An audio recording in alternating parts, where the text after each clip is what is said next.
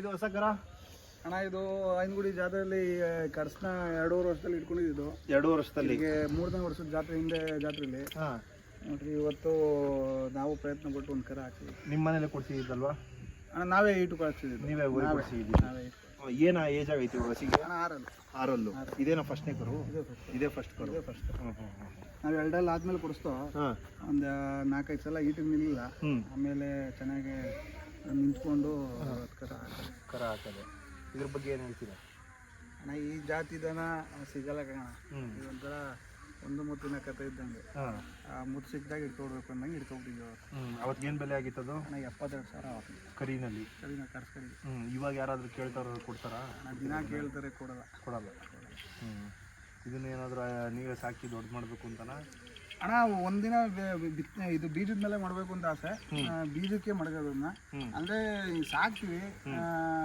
ಇವತ್ತೇ ಹಸಿಕ್ಕೆ ಹೋಗಲ್ಲ, ಸಾಕ್ಬಿಟ್ಟು ಒಂದಿನ ಆಚೆ ಕೊಡ್ತೀರಾ? ಇದ್ರಲ್ಲಿ ಏನು ಖುಷಿ ಇದೆಯಾ? ಈ ಕರಿನ ಬಗ್ಗೆ ಏನೋ ಹೇಳ್ತೀರಾ ನೀವು? ಏನಾದ್ರು ಹೇಳ್ರಿ ಅಣ್ಣ. ನೀವೇ ಮಾಡಿ ತಂದು ಸಾಕಿ ನಿಮ್ಮನೇಲಿ ನೀವೇ ಕ್ರಾಸಿಂಗ್ ಮಾಡಿಸಿ ಬಿದ್ದಿರೋ ಕರು. ಏನು ನೀವೇ? ನನಗೆ ಇದ್ರ ಮೇಲೆ ತುಂಬ ಎಕ್ಸ್ಪೆಕ್ಟೇಷನ್ ಇಟ್ಕೊಂಡು ಇಂಥ ಹೊಸ ಸಾಕ್ಲೇಬೇಕು, ಇಂಥ ಜಾತಿದು ಒಂದು ಇರಲೇಬೇಕು ಮನೆಯಿಂದ ಹಿಡಿದು ತಗೊಂಡಿದ್ದು. ನಮ್ಮ ಎಕ್ಸ್ಪೆಕ್ಟೇಷನ್ಗೆ ಅಣ್ಣ ಅದು ಹುಸಿನೇ ಮಾಡಿಲ್ಲ. ಸ್ವಲ್ಪ ನಿಧಾನವಾಗಿ ಕರ ಹಾಕಿರ್ಬೋದು, ಆದರೆ ರೈಟ್ ಏಜಲ್ಲಿ ಫಲ ನಿಂತ್ಕೊಂಡು ಇವತ್ತು ಅದ್ರ ದಕ್ಷತೆ ಆಗಿರೋಂಥ ಒಂದು ಕರ ಹಾಕಿದೆ. ಅವನ ತಕ್ಕನಾಗೆ ಮತ್ತೆ ಅಪ್ಪನ ತಕ್ಕನಾಗೆ ಒಂದು ಕರ ಮಗ ಇರಬೇಕು ಅಂತ ಅಂತಾನಲ್ಲ, ಆ ಲೆಕ್ಕಾಚಾರದಲ್ಲಿ ಕರೆಕ್ಟ್ ಆಗಿ. ಇವತ್ತೇನಾದ್ರು ಕೇಳ್ತಾ ಇದ್ದಾರಣ್ಣ? ಅಣ್ಣ ಯಾರಿಗೂ ವ್ಯಾಪಾರ ಏನು ಇಂಥ ಬಾಯಿ ಅಂತ ಬಿಟ್ಟಿಲ್ಲ, ಬಟ್ ಕೇಳ್ತಾರೆ. ದಿನ ಬರ್ತಾರೆ, ಕೊಡ್ತೀರಣ್ಣ ಕೊಡ್ತೀರಣ್ಣ ಅಂತಾರೆ. ನಾವು ಕೊಡದೇ ಇರೋದನ್ನ ಅವ್ರೇನು ಕೇಳಲ್ಲ ಜಾಸ್ತಿ ಬಲವಂತ ಮಾಡಿ. ಕರೆಕ್ಟಾಗಿ ಏನು ಏಜ್ ಆಗಿದೆ ಇವಾಗ? ಇದಕ್ಕೆ 1 ತಿಂಗಳು ಅಣ್ಣ. ಈಗ 1 ತಿಂಗಳಾಗೈತೆ. ಕರೆಕ್ಟಾಗಿ 1 ತಿಂಗಳು. ಇವಾಗ ನಾವು 2ನೇ ತಾರೀಕು ಕೊಟ್ಟಿದ್ದು. 2ನೇ ತಾರೀಕು ಇವತ್ತು ಇದು ಆಗಸ್ಟ್ ಅಲ್ವಾ? ಜುಲೈ 2ನೇ ತಾರೀಕು ಕೊಟ್ಟಿದ್ದು.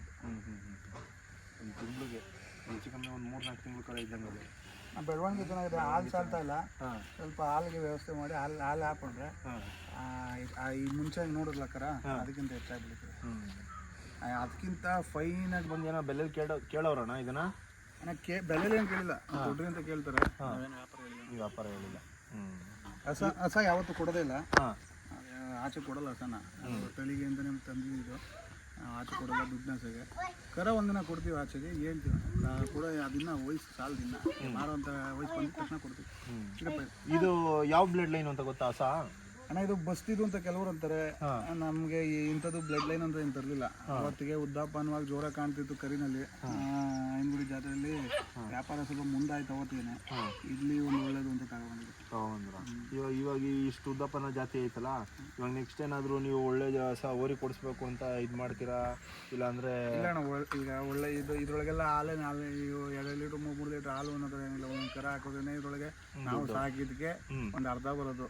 ಸಾಕೋದು ಮೇಂಟೆನೆನ್ಸ್ ಗಾರು 2 ಕಾಸು ಬೇಕಲ್ಲ, ಅದಕ್ಕಾದ್ರೂ ಒಂದು ಒಳ್ಳೆ ಓರಿಗೆ ಬಿಡಿಸೋದೇನೆ ಕ್ರಾಸಿಂಗ್ ಒಳ್ಳೆ ಕರ ಬೀಳ್ತದೆ ಅಂತ ಒಳ್ಳೆ ಓರಿನ ಸೆಲೆಕ್ಟ್ ಮಾಡಿ.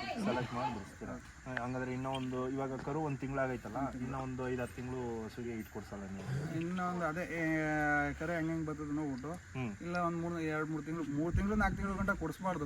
ಕರ ಒಂಚೂರು ಎದೊಳ್ಬೇಕಲ್ವಾ, ಅದು ಬಂದ ತಕ್ಷಣ ಕೊಡಿಸ್ತೀವಿ. ಯಾವ್ದಾರು ಸೆಲೆಕ್ಟ್ ಮಾಡಿ ಕೊಡಿಸ್ತೀವಿ. ಹಂಗಾದ್ರೆ ಇನ್ನೂ ಕರು ದೊಡ್ಡ ಮಾಡೋವರೆಗೂ ನೀವು ಕೊಡಲ್ಲ? ಇನ್ನೂ ಇಲ್ಲಣ್ಣ, ಇದು ನೆಕ್ಸ್ಟು ಕರು ದೊಡ್ಡ ಮಾಡಿ ಕೊಡ್ತೀರಾ? ಹಸು ನೀವೇ ಮಾಡಿಕೊಂತೀರ? ಹಸು ಆಚೆ ಗೊತ್ತು ಕೊಡೋದು. ಇದ್ರಲ್ಲಿ ಸಮಾಧಾನ ಇದೆ ನಿಮ್ಗೆ ಇವಾಗ ಕರು ಹಸುವಿಂದ? ಅಣ್ಣ ಇದು ತುಂಬ ಸಮಾಧಾನ ಇದೆ. ಮುಂಚೆ ನೋಡಲ್ಲ ಹಸುವಿಂದ ಜಾಸ್ತಿ ಸಮಾಧಾನ ಇದ್ರಲ್ಲಿ ಸಿಕ್ಕಿರೋದು. ಯಾಕೆಂದ್ರೆ ಚಿಕ್ಕದ್ರಿಂದ ತೊಳೆದಿರೋದು ನಾವೇ. ಅದೊಂಥರ ಮನೆ ಮಗಳಿದ್ದಂಗೆ. ಅವು ವ್ಯಾಪಾರದ ದುಡ್ಡು ಲೆಕ್ಕ ಹಾಕಿರ್ಲಿಲ್ಲ ಅವತ್ತೊಂದಾಗಿಂದ. ಇವತ್ತು ಅದೇ ರೀತಿ ಅಲ್ಲೇ ಲೆಕ್ಕಾಚಾರದಲ್ಲಿ ಲೈಟ್ ಹೋಗುತ್ತಲ್ಲ.